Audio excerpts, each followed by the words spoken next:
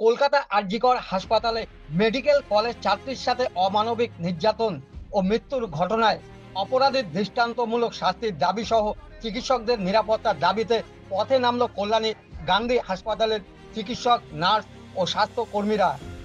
এদিন গান্ধী হাসপাতাল থেকে এক প্রতিবাদ মিছিল সংগঠিত করে চিকিৎসকরা।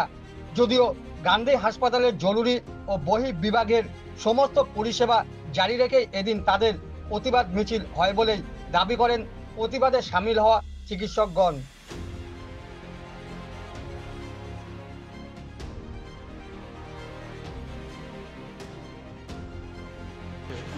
আজকে আমাদের একটা প্রতিবাদ মিছিল বা প্রতিবাদ দিবস আমরা পালন করছি।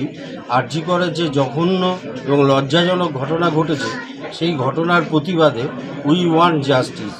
তো আমরা আশা রাখবো যে আমাদের যে কালপ্রিট আছে তারা যেন শীঘ্রই অ্যারেস্ট হয় এবং অ্যারেস্ট হয়েওছে একজন, এবং বাকি বিচারও যেন চলে এবং তাদের যেন কোনো রকম রেয়াত করা না হয়।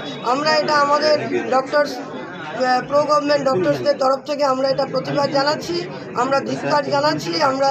আমাদের তো এমার্জেন্সিও চলছে, আমাদের গান্ধী হাসপাতালের সমস্ত কিছু অত্যাচারের শিকার এবং যে মৃত্যুবরণ করেছেন তার জন্য প্রতিটা মেয়ে ডাক্তার হিসাবে, শুধু ডাক্তার নয়, সিস্টার বলুন, ওখানে যে কোনো মহিলা কর্মীর সাথে এই কাজ কাম্য নয়। আমরা অপরাধীর চরমতম শাস্তি দাবি করছি। অবিলম্বে মৌমিতার উপর হামলাকারীদের বা হত্যাকারীদের বিচার চাই, বিচার চাই, বিচার চাই, বিচার চাই। অবিলম্বে দৃষ্টান্তমূলক শাস্তি দিতে হবে।